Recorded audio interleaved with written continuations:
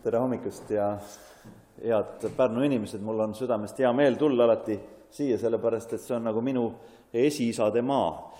Minu isa on siin sündinud ja mu vanaisa ja vanavanaisa on ka olnud siin Pärnus ka koguduste töös ja siia on alati nagu hea tulla ja teie osaduses on alati nii ülesehitav olla. Toon teile tervitusi Tartus Saalemi kogudusest, aga tegelikult kogu meie koguduste liidult ja Karjase kirjas, mida ma annan edasi. Karjase kirjas, mida ma vend Joosep Tammo presidendi oleku ajast nagu õppisin pidama. Ma ikka alati panen kirja, kus ma liigun ja ma tean seda, et mitmel pool palvetatakse ka, sellepärast, et ma olen täna siin ja teie pärast samamoodi siis. Täna on siis tagakiusatud kristlaste eestpalvepäev ja mul tuli meelde ka see, et kui mu vanaisa Rudolf Remmel, tema sai usklikuks siin Pärnus, ja ta oli kuidagi niisuguse hästi elava usule tulekuga ja tal oli ka antud selline evangelisti ja missionäri and ja ta hakkas kuulutama evangeeliumi nii, nagu ta sai. Ja siin Pärnus, kus ta iganes töötas noore mehena, ta rääkis kõikidele töömeestele, nii kui lõunapaus tuli, ta võttis piibli välja, hakkas jälle kuulutama evangeeliumi. Ja siis ühel päeval olid mehed nii vihaseks saanud, et olid võtnud ta sülle ja visanud kuurikatusele. Ja siis sealt kuurikatuselt ta muidugi kuulutas edasi neile evangeeliumi. Ja mitte need mehed kuulasid, vaid siis teised inimesed ka kaugemalt. Nii et ma tean vähemalt, et mu vanaisa on siis ühe korra saanud Kristuse pärast kannatada. Visati kuurikatusele. Aga loomulikult see, mida me täna kuuleme maailmas toimumas, mis ka vend Joosep Tammo ette luges ja mis on uudised tegelikult tulemas ka kristlaste kannatusest, see on üsna kohutav. Ja olen isiklikult ka jälginud neid sõnumeid, mis just kristlasi puudutavad. Ja sageli me kuuleme meedias, nagu see Pariisi katastroof on, me kuuleme nagu seda, kus hävitustöö või see tagakius läheb nagu elu peateedelt ja pealinnadest läbi. Aga sageli kristlased kannatavad hääletult. Nende külad, nende kodud põletatakse, nende lapsi viiakse surma, ka ISIS teeb seda, nõudes vanematelt tagasiütlemist, lahtiütlemist oma usutunnistust Jeesuses ja kui nad seda ei tee, siis lapsi tapetakse nende silma all. Tegelikult see on midagi niisugust, mis nagu on inimsuse vastane, mis läbistab meie hinge, meie südant ja meie elu.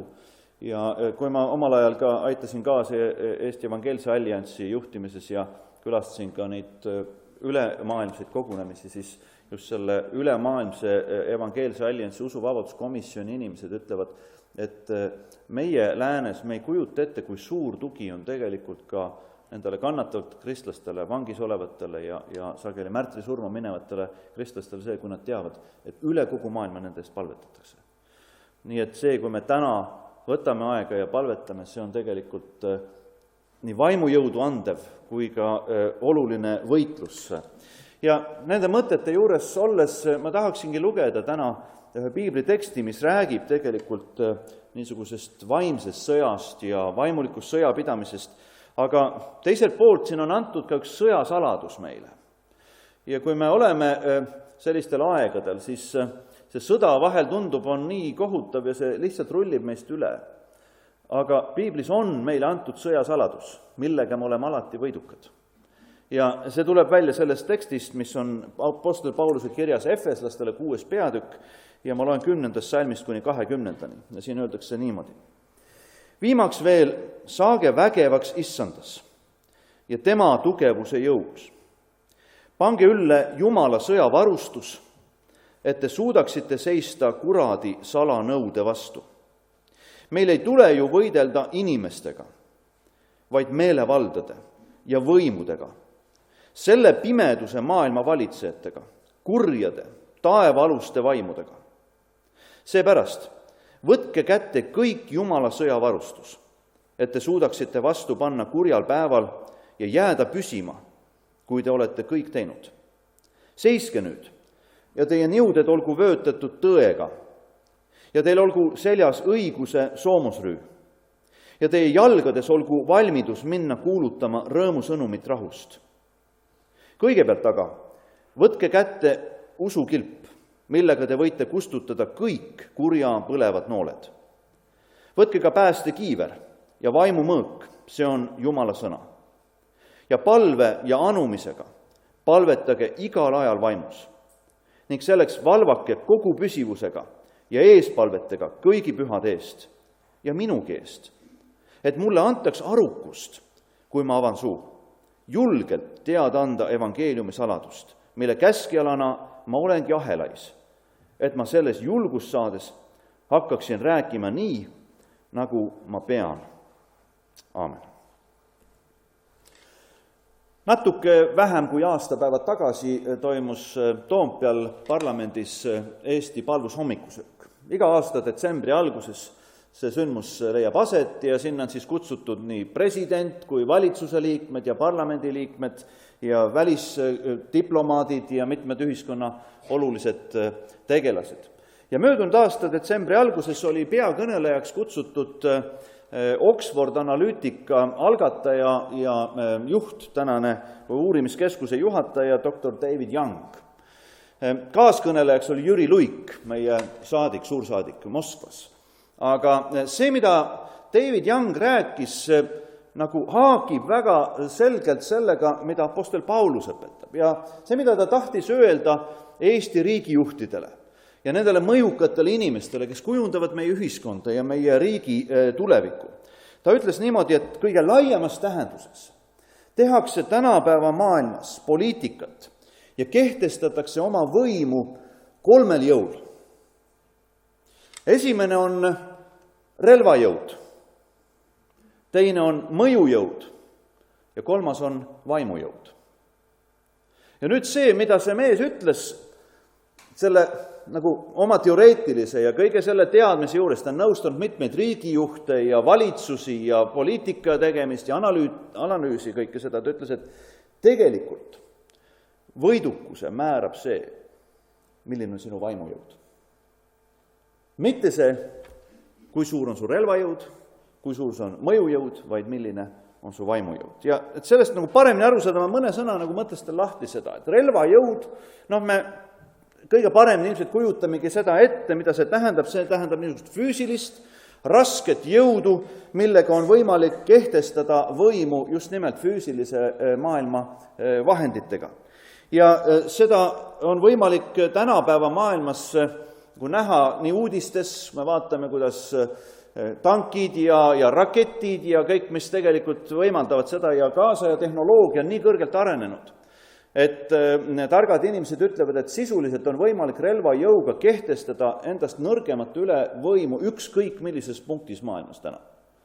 Kui vähegi tahetakse, siis seda on võimalik teha, sellepärast et see tehnoloogia on lihtsalt nii kõrgele arenenud. Seda tehnoloogiat kogu aeg arendatakse ja seda katsetatakse ka kõikides nendes katsesõdades, mida me jälle kuuleme uudistes ja me vahel ei teagi, et tegelikult on need nagu sellised katsepolügoonid, kus proovitakse läbi kogu seda sõjatehnoloogiat.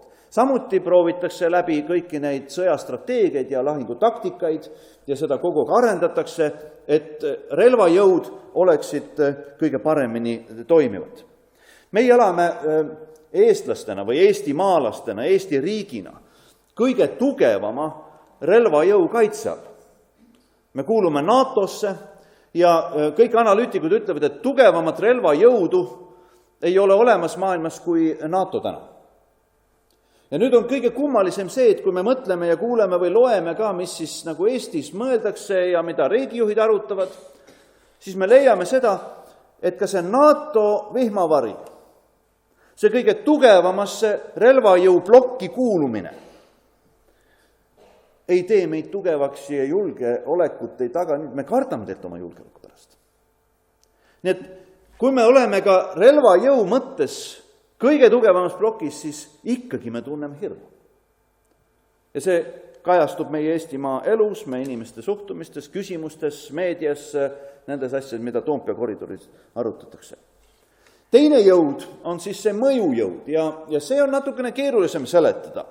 See tähendab poliitilist võimu, teatud mõttes poliitilist kapitali, mida inimesed koguvad, mida parteid koguvad, mida teatud valitsused koguvad. See tähendab ka poliitilise kommunikatsiooni jõudu. Mu tütar, kes tegi oma magistritöö poliitilises kommunikatsioonis, on minu jaoks silmad avanud sellest, mida tähendab poliitiline kommunikatsioon tänapäeva maailmas. Selle alla läheb diplomaatia, aga selle alla läheb kogu meediavõim, selle alla läheb tegelikult sotsiaalmeedia, see kõik on mõjuvõimuga kauplemine või mõjuvõimu kehtestamine teiste üle. Sageli me ei märka seda. Me ei saa sellest aru, see käib läbi me alateadvuse, see puudutab nagu meie maailma niimoodi, et me ei saagi aru nagu diplomaatiat ka, ega me tegelikult ei tea, kuidas diplomaatiat tehakse, aga vaadake, diplomaatia ja selle mõjujõuga laiemalt on võimalik liigutada ka sõjavägesid ühest punktist teise, ilma ühegi relvatäringuta. On võimalik vahetada võimu, on võimalik korraldada elu ja ühiskonda ja riigi korda ümber niimoodi, et keegi ei sõdi relvajõuga. No Eesti ajaloost on kõige selgemad näited aastast 39 ja aastast 94. 39. aastal tulid Nõukogude väed Eestisse sisse niimoodi, et mitte ühtegi relvalasku ei toimunud. Ja see mõjujõud, mis oli, lihtsalt pani asjad paika. Ja 94. aastal läksid Nõukogude väed niimoodi samamoodi ka välja. Pisikene Eesti riik korraga ütleb, et kirjutame alla ja lähete minema. Ja kõik läheb minema. Kuidas on see võimalik? See võib tänu sellele, et selle poliitilise kapitali ja selle mõjujõu kasutamine toimus oskuslikes läbirääkimistes ja sellistes enese kehtestamistes sellisel juhul nõnda, et teistmoodi ei saanud lihtsalt. Ja tuli see ellu viia. Samas ajaloolased, ma vaatan siin Aldur istub, võivad küsida, et kas selline mõjujõune allumine oli nagu parim lahendus. Võib-olla oleksime pidanud võtma relvajõu kätte või oli meil äkki liiga vähe vaimujõudu. Et aastakümneid meie rahvast hävitati. Ja siit me jõuamegi tegelikult selle vaimujõu teema juurde. Vaimujõud on üle füüsilise jõu, üle selle relvajõu ja ka üle poliitilise mõjujõu toimiv jõud. Ja analüütik ütleb niimoodi, et see ei ole ei raske jõud ega kerge jõud. Seda ei saa liigitada nagu nende kategooriate all. Vaid see toimib nii vahel raskelt ja vahel väga kergelt ja paindlikult. Aga ta ületab tegelikult neid teisi. Juba 1888. aastal Friedrich Nietzsche rääkis sellisest nagu vaimsest jõust ja ütles niimoodi, et kaasaja poliitiline kontseptsioon tõstab füüsilisel tasandil üles vaimse sõja. Kui lugeda Aleksander Solženitsini Gulagi arhipelaagi, siis tema ütleb seda niimoodi, et hea ja kurjuse vaheline võitlus ei lähe mitte riigipiiride vahelt. Ei lähe mitte ka poliitiliste parteide vahelt ühe riigi sees. Ei lähe erinevate inimgruppide vahelt, vaid läheb läbi iga inimese südamest. Iga inimene tegelikult seisab sellel vaimsel lahinguväljal hea ja kurja võitlemise vahel. Václav Havel, kes oli poliitiline dissident, vang, eks ole, ja otse vanglas tõsteti presidendiks, kui ta pidas oma kuulsa Tokyo kõne, siis ta ütleb niimoodi, et kaasaja maailm peabki avastama, et poliitikul on veel üks etapp, poliitikul on veel üks võimalus, üks aste. Ja see on see vaimne, see spirituaalne dimensioon. Ja see määrab elus tegelikult kõik. Kui me vaatame kaasaja kirjandust, kui me vaatame kaasaja filmindust, siis me näeme, et see on täis lugusid vaimujõu rakendamisest, relvajõu ja mõjujõu vastu. Kas või näiteks Tolkieni Lord of the Rings või C.S. Lewise Pahareti kirjapaun või Narnia lood või mida sa loed, seal on, see lugu on alati ja ikka selline, et on olemas üks relvajõud, on olemas üks mõjujõud, aga vaimujõuga on võimalik ületada seda, võita ja saavutada tegelik edu. Nüüd kõige selgemalt räägib siiski sellest vaimujõust meile Piibli raamat. Ja alates esimesest Moosese raamatust kuni viimase ilmutuse raamatuni välja on Piibli sõnum see, et viimselt määrab maailmas jõuvahekordi. Mitte relvajõud, mitte mõjujõud, vaid vaimujõud. Ja kui me tuleme Uue Testamendi juurde, sest me oleme Jeesuse järgijad, see on, Uus Testament on Jeesuse õpetuse ja Jeesuse elu ja tema eeskuju juures, siis me märkame, et see vaimujõud, mida pakub Jeesus oma järgijatele, me räägime püha vaimu väest, aga me räägime ka sellest niisugusest Jumala vaimus liikumise väest, mida Jumala rahvas kogeb, siis see võidab ära toonase Rooma impeeriumi. Ta nagu õõnestab selle seest ära ja lõpetab selle ja võidutseb lõpuks tegelikult üle selle kõige vaimujõuga.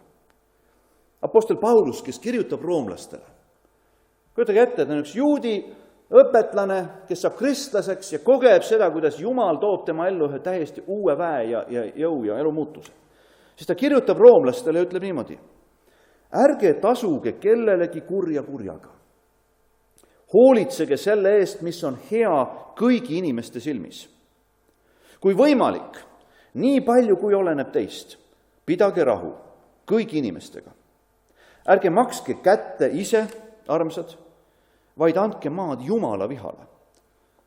Sest on kirjutatud: minu päralt on kättemaks, mina tasun kätte, ütleb Issand. Veel enam, kui sinu vaenlane nälgib, toida teda. Kui tal on janu, anna talle juua. Sest seda tehes sa kuhjad tuliseid süsi tema pea peale.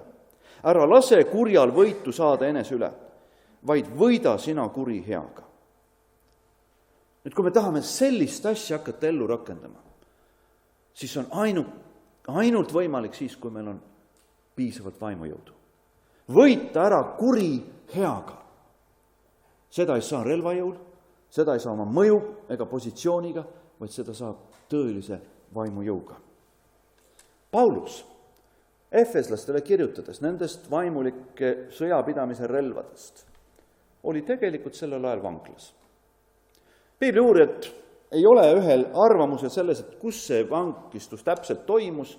Ühed arvavad, et see ongi see apostlite tegude raamatu lõpuvangistus, kus siis öeldakse meile niimoodi, et Paulus jäi elama üürielamusse ühe sõduriga, kes teda valvas, kuni ta sai siis keisri kohtu ette.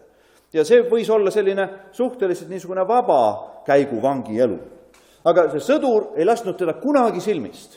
Ta oli pidevalt nagu tema haardeulatuses, mitte ainult pilkkontaktiga, vaid tegelikult ka selle sõduri Rooma mõõk võis seda kohe tabada, kui ta teeb midagi niisugust, mis on ohtlik või ta astub vastu Rooma võimule. Teised piibliuurijad arvavad, et kui ta ütleb, et ma olen ahelais, et siis tõepoolest reaalselt oli ka see hetk, kus ta oli ahelas ja ta pidi olema siis aheldatud selle Rooma sõduri külge. Et ta oli oma vangivalvuri küljes kinni, et ta ei saanud ära joosta kuhugi. No täpselt me ei tea seda, aga sõltumata sellest, Paulus oli kogu aeg silmitsi oma vangivalvuriga. Ja see vangivalvur oli tolle aja mõttes hambuni relvastatud. Kõige sellega, mis oli Rooma sõdurile siis antud, selleks, et seista enda eest, et kehtestada oma võimu. Ja vaadake, sellistes olukordades meil tulebki tunnistada, et relvajõust ei ole abi. Ja ei ole abi ka positsioonist või mõjujõust. Ja kui Paulus on sellises vangi olukorras, siis ta hakkab mõtlema selle üle, kuidas ta saab võita seda meest tegelikult. Ja ta saab aru, et ta ei ole lahingus mitte selle inimesega ja mitte nende poliitiliste jõududega, mis seisavad tema taga, vaid lõpuks ta on ühes sõjas lahingus tegelikult vaimsete jõududega. Ja selle inimese võitmine Kristuse poolele, Jumala armastuse juurde, on võimalik ainult läbi vaimujõu. Need, kes on uurinud, mida vangid tunnevad ja mis on nagu vangla psühholoogia nii-öelda. Nad ütlevad, et vangi ja vangivalvuri vahel tekib alati niisugune sõjaseisukord, pingeväli.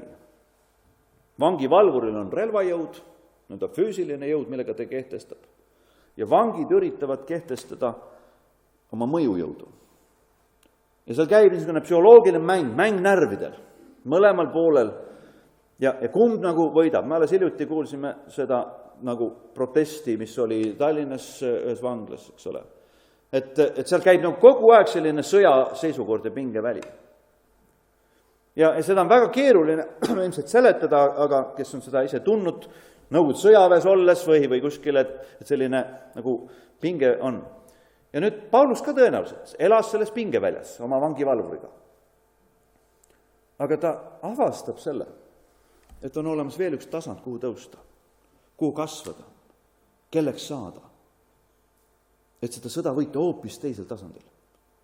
Ja see on Jumala vaimuga, nende relvadega, mida on antud Jumala poolt talle, ja see võidab tegelikult, nii nagu ta ütleb, armastusega, võidab headusega kurja, võidab selle jõu tegelikult vaimuväes. Ja kui me vaatame nüüd, mida ta siis kirjutab, siis tundub nagu, et Paulus vaatabki seda sõdurit, kes teda valvab, ja hakkab vaatama neid kehariideid ja siis neid relvastuse elemente ja ta hakkab tooma mingid paralleele sellega, kuidas tema vaimulikus sõjas vajab teatud vahendeid selleks, et olla vaimuväes täielik. Ta ütleb, et saage vägevaks issandas ja tema tugevuse jõus. Mitte oma füüsilise olemisega niivõrd, kuivõrd issandas.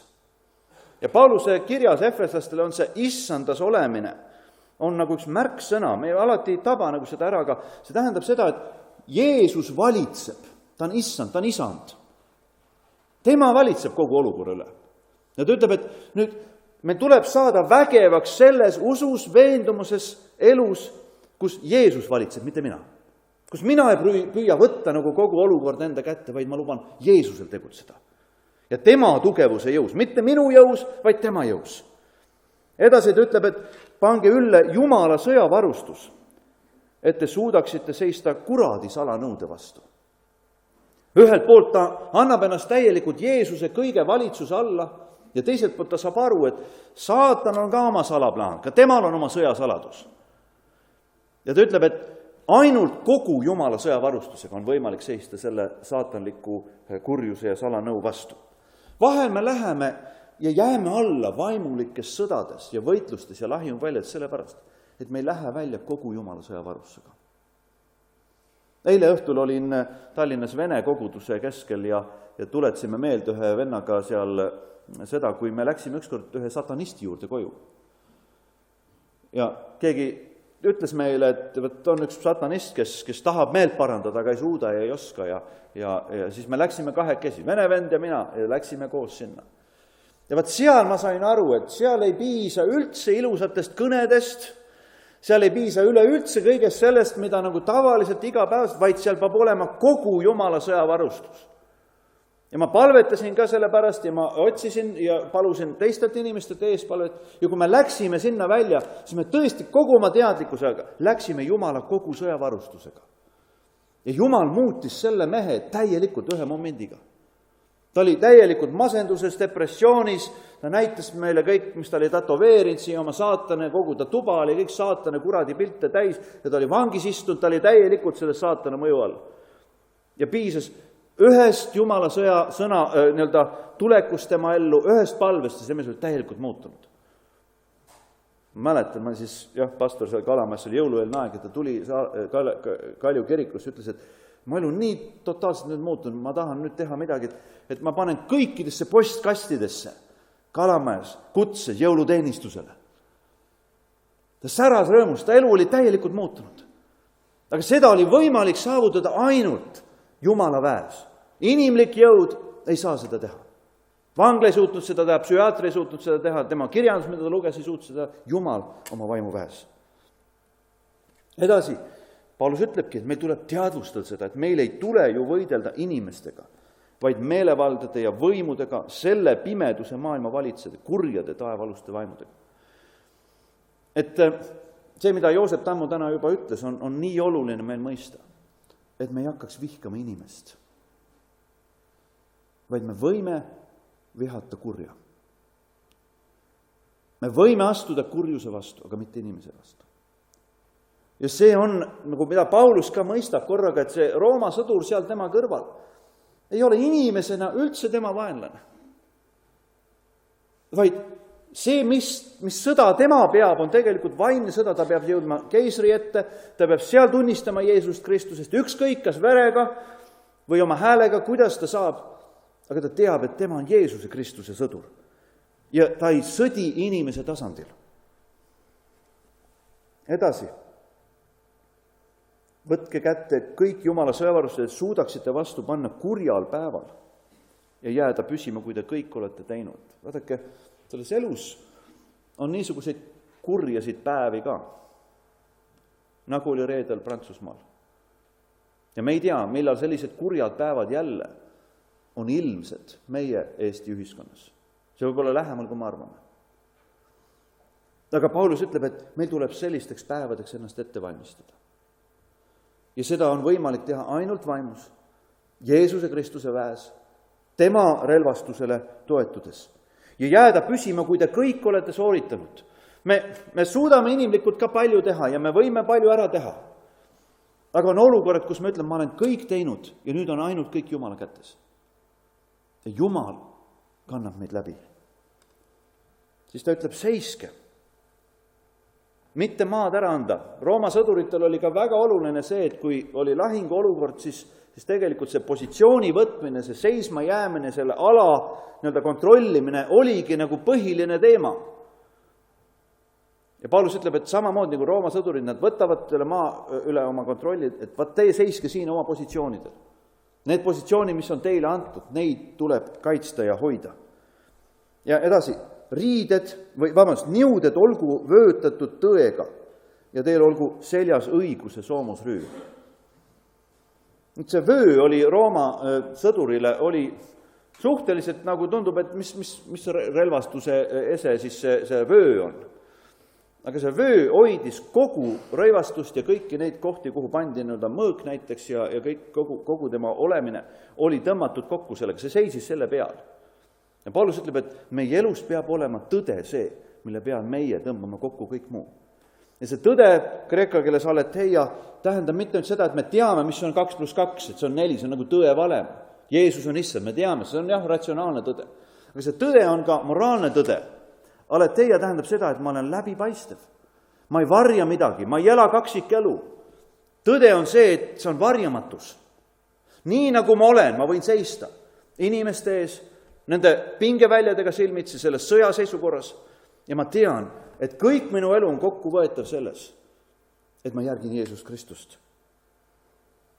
Ja siis seljas olgu õiguse soomus, täpselt samasugune arusaamine. Ühelt poolt on see, et me püüame teha kõik õigeks. Ja Piibel Vanas Testamendis eriti rõhutab seda, et õiged inimesed on need, keda Jumal kaitseb ja Jumal õnnistab. Aga me saame aru, et sageli õige kannatab. Aga viimne sõnum, mida ka Rooma kiri ütleb, mida Pauluse kirjad tervikuna ütlevad, on see, et Jumal mõistab õigeks. Ja Jumal mõistab õigeks mitte meie enese õiguse pärast. Mitte sellepärast, et me olemegi täiuslikud, vaid et ma olen palunud armu. Ja kui me eksime, me palume andeks ja me tunnistame seda. Me tunnistame mitte ainult Jumala, vaid ka inimestele. Ka nendele jõududele, kes on meie vastu vaimses mõttes. Ja me ütleme, meil ei ole midagi varjata. Me olemegi patused ja olemegi armu saanud ja Jeesus on meid õigeks mõistnud. Ja saatan ei saa meid enam rünnata, sellepärast, et tema tahabki meid süüdistada. Tema tahabki meid alla suruda sellega, et meie elus on midagi valesti ja see ei kõlba Jumalale. Edasi, liikuda jalgades valmidus minna kuulutama rõõmu sõnumit rahust. Need, kes on Rooma sõdurite sõjavarustust uurinud, ütlevad, et üks edu garantii, mis oligi Rooma sõjaväged, miks nad olid nii edukad oma lahingutes ja valutasid väga kiirelt maad, olid nende jalatsid. Ja võib tunduda, et see jalatsis nii väga erinevust on, aga need jalatsid olid kerged, nad olid nagu sandaalid, aga nad olid sääre peale üles nagu põimitud. Nad olid kerged, nad ei läinud hõõruma, nad olid väga heast materjalist ja nad võimaldasid väga hästi ka lähivõitluses oma positsiooni valida, toetada jalgi. Nagu parim tehnoloogia, mis oli tol ajal, nagu tänapäeval ütleme jooksujalanõud sportlastele ja nii edasi, tol ajal Rooma sõdur kasutas parima tehnoloogiaga jalatseid, selleks, et hästi võidelda, hästi saavutada edumaad. Ja Paulus ütleb, et see meie parim tehnoloogia on tegelikult valmidus kuulutada evangeeliumi. Minna, liikuda selles ja jagada Jeesus Kristust ja tema armastust inimestele. Kui me läheme oma õigusega, kui me läheme sellega, et sinu elus on kõik valesti ja ma ei tea, mida kõike veel me võime teha, need on kõik tõesed asjad. Aga ainult armu evangeelium, rõõmusõnum Jeesusest Kristusest on see, mis tegelikult võimaldab meil edasi liikuda. Ja saatan peab taganema. Saatan taganeb evangeeliumi eest. Piibel ütleb, et see on Jumala vägi päästmiseks igaühele, kes usub. Juudile, kreeklasele, eestlasele, venelasele, ukrainlasele, süürlasele ka.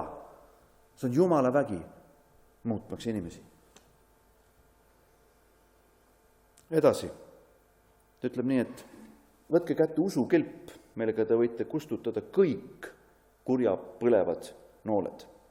Tolle maailmas oli, et tulirelv ei olnud, aga siis olid tulerelvad, et vibu noolele pandi selline tõrvane ots ja see pandi põlema ja kui sellega lasta, siis tegelikult reaalselt võis see panna inimesi põlema, nende hobuseid, vankreid, kõike seda ja see oli väga-väga halb, kui selline tulenoolte rahe tuli ja sa jäid selle alla. Ja selleks oli roomlaste selline kilp. Paulus ütleb, see on usukilp. Ja see oli umbes nii suur nagu uks. Kui te kujutad ette, et sa pead kuskilt uksest läbi, et kogu inimene mahtus selle taha. Ja kui nad seisid rivis, Rooma sõdalased seisid alati rivis, et mitte ära anda nagu mingit maatüki, siis teine rivi tõstis selle teise kilbi nagu sinna veel peale. Ja siis nad olid täielikult nagu katuse all kaitstud, et kui need tulised nooled tulid, siis nad lihtsalt tabasid seda kilpi, see kilp oli veel kaetud nahaga ja see oli mingi erilise materjaliga töödeldud, nii et see tuli võtnud külge sinna. Nad kukkusid lihtsalt maha sinna ja põlesid ära. Ja Paulus ütleb, et meie usukilp peab olema samasugune, mille alle kogu meie elu mahub ära. Et midagi ei jää usu alt välja.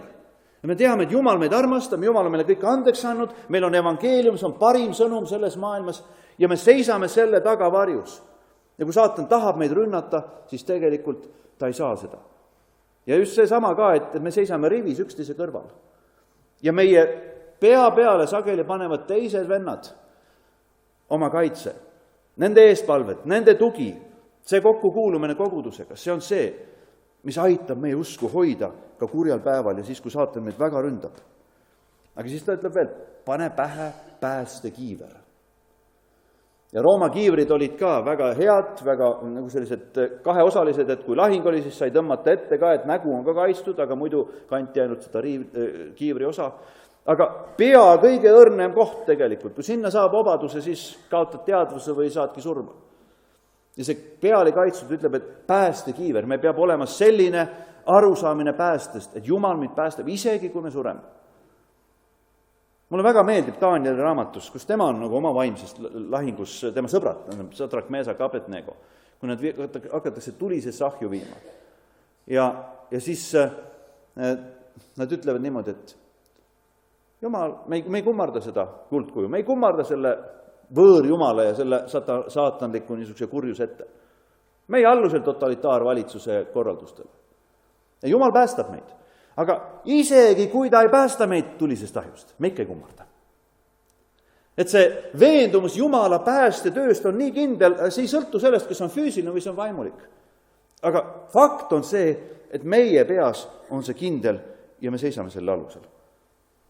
Ja siis on üks ainukene vaimujõu relv, millega rünnata.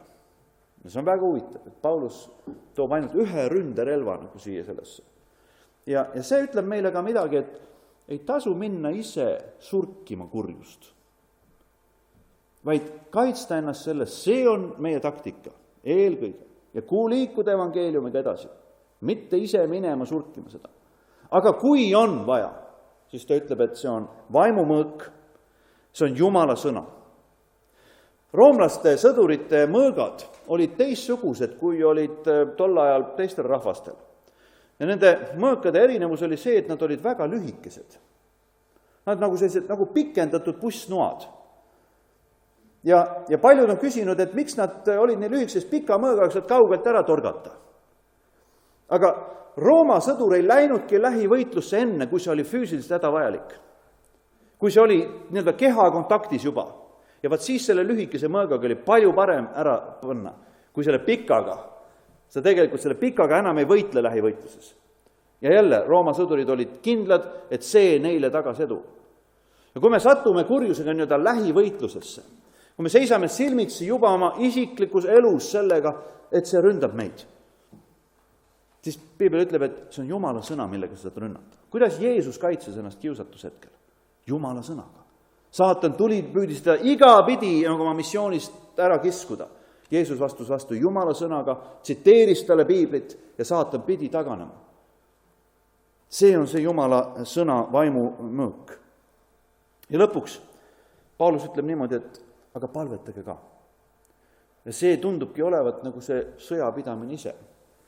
See ei ole mitte nagu Jumala sõnaga vehkimine kogu aeg või ma ei tea, kilbi alla varjumine, vaid palvevõitlus. Ja täna me oleme seal tagakiusatud kristlaste rahvusvahelised eespalvepäeval. Me võitleme vaimujõus palves. Ja me ei tea tegelikult, me ei näe alati, nii nagu diplomaatias me ei näe, kas üks selline vestlus kuskil diplomaatide vahel muudab midagi maailmas. Me näeme lõpuks ainult tulemusi. Ja me ei tea ka, mida palved teevad täna siin Immanueli palvemäes nende inimeste kaitseks. Aga Piibel ütleb, et see on see, mida me on kutsutud tegema. Ja Paulus ütleb, et palvetage minu eest. Ka mina vajan neid eest palveta. Et kui ma seisan kohtu ees, kui mina pean asma kostust, kui ma räägin selle sõduriga, et ma teaksin, mida öelda, kuidas öelda ja mismoodi sõdida.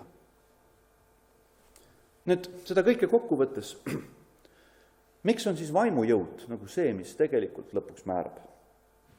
Vaadake, kui ühiskonnas toimuks kogu aeg selline traagika või selline tänavasõda nagu reedel Pariisis, siis ühiskond kui niisugune kaotaks oma võime elada jätkusuutlikku elu.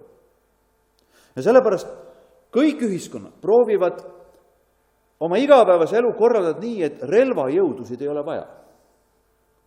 Relvajõud tuleb panna kõrvale. Poliitika viiakse tänavalt parlamenti, linnatänavalt linnavalitsusse. Ja seal räägitakse, seal käib asi nagu mõjujõu tasandil, poliitilise kommunikatsiooni tasandil, seal otsustatakse asju. Ja me tunneme, et me elame päris hästi. Juba, kui relvad ei ole mängus, siis me oleme nagu selle mõjujõu maailmaga rahul. Aga kui me vaatame, kui Jeesus tuleb siia maailma ja see, mida Jeesus ütleb, siis ta ütleb, et jätke see mõju asi ka. Ta ütleb, et selle rahvaste valitsejad, nemad valitsevad oma mõju ja autoriteediga ja püüavad oma võimu kehtestada ja ülevalt alla selline hierarhiline struktuur. Ja siis ütleb, teie seas ärge olgu nii. Teie valitsege teenimise läbi. Teie valitsege armastuse läbi. Ja sellest tunnevad kõik, et olete minu jüngrid. Ja selle kaudu minu kuningriik liigub edasi. Ja vaadake, see eeldab meilt tõepoolest usku Jumala tõotustesse, usku Jeesuse Kristuse issanda valitsusse ja selle evangeeliumi tõhususse, mida meid on kutsutud edasi viima, edasi liigutama. Ja võib-olla ongi probleem selles, et me oleme õppinud võitlema küll nende selle maailma võidu relvastusega. Kasutame relvajõudu ja mõjujõudu, aga me oleme kahelnud selles, et vaimujõud tegelikult määrab kõik. Mul tuli täna hommikul meelde, mida ütles mõned aastad tagasi, kui ei olnud üldse sellist olukorda veel. Türgi usuasjade minister Euroopa evangeelse alliansi presidendile. Türgi on moslemi taustaga riik, eks ole. Ja täna just mainiti, mida Türgi on kõik ajalooska teinud ja tema seisab nagu sellise moslemi usu, ta on ise moslem. Ja siis ta teab seda kristlast, Nik Nedeltševit, ja ta ütleb ta niimoodi, teate, kui teie kristlased Euroopas teeksite kas või 10% seda, mida Jeesus õpetab, siis ei oleks islamil siin kohta. Seda ütleb moslemist, usuasjade minister Türgist kristlaste juhile. Tehke kas või 10% ja moslemitel ei ole mingit kohta. Ma kutsun meid üles saama tugevaks vaimujõus ja minema sellega välja. Ja võib-olla tõepoolest siis ei olegi vaja relvajõudu ja mõjujõudu, mille kaubelda, vaid Jeesus Kristus valitseb hoopis teisel tasandil. Ma lõpetan näitega näitlejast, lavastajast, teatrijuhist, pedagoogist ja mõni aasta tagasi ka aasta isaks valitud Lembit Petersonist. 80. aastatel ta ei olnud üldse kristlane, ta ei mõelnud üldse Jumalale. Aga ta kirjutas alla niisugusele kirjale, mida kutsuti 40 kirjaks. Ja see oli kiri, kus 40 ühiskonnas väga tuntud, ka avaliku elu tegelast, kirjutasid alla sisuliselt nõudmise sellest, et Eesti peab saama vabaks. Ja mis siis juhtus, see oli Nõukogude aja selline kontekst kõik. Siis KGB, tollaegne julgeolekuasutus, võttis kõik need mehed ja naised ükshaaval ette ja hakkas neid maha murdma. Ja neid ähvardati, nende pereliikmeid ähvardati, nendele nagu astuti sõna otses mõttes pähe ja neile öeldi, et kui sa jätkad samal teel, siis tegelikult su elu ei ole enam elu. Ja Lembit ütles, et ta kuulis kõike seda. Kuidas üks ja teine tuntud temale tuttavad inimesed tulid tagasi ja ütlesid, et ma võtan oma allkirja tagasi. Ma ei saa enam sellega edasi minna. Ja siis Lembit ütles, et enne kui ta läheb sinna KGB ülekuulamisele, ta küsib, et kust ma ammutan jõudu, et jääda endale kindlaks.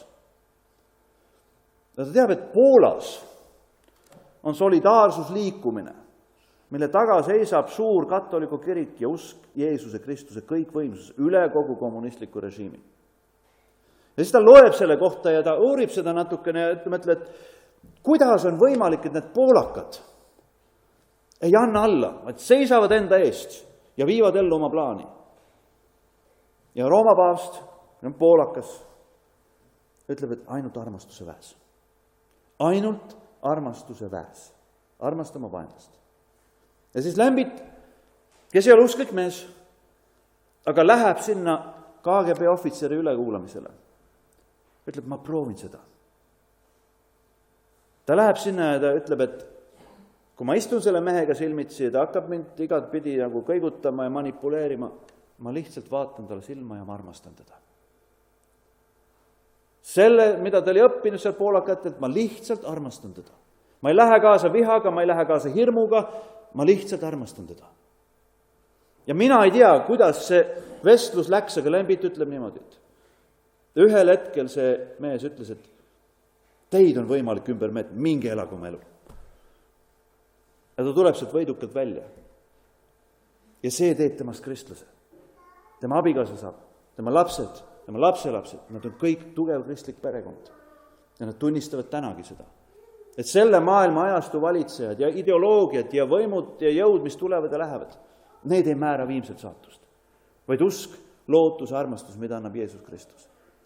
Tõuseme, et paluda seda endale ka täna hommikul.